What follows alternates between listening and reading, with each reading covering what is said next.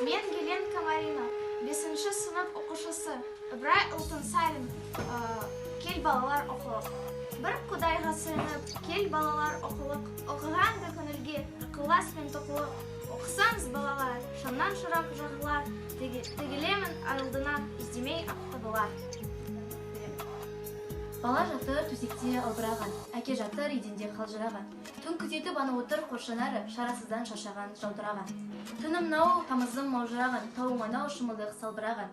Биік барып жетімкөл келбетімен, сол байырғы жетімкөл келбетімен.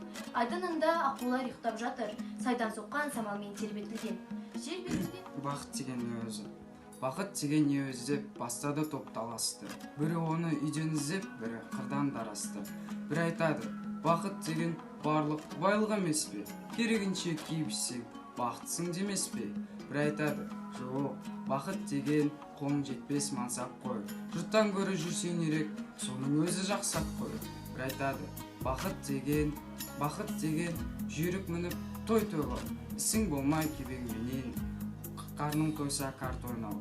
Бір айтады, бақыт деген адал жармен перзент қой. Ынтымаққа ырыс келген, соның өзі ермек қой. Пікірлердің таласына осылай мен жолықтым. Бақыт адам баласына келмес оңай соны ұқтым. Безбемімен баладан да, байлықтан да, жардан да, мансап жетпес бар адамға үлестіріп алғанда.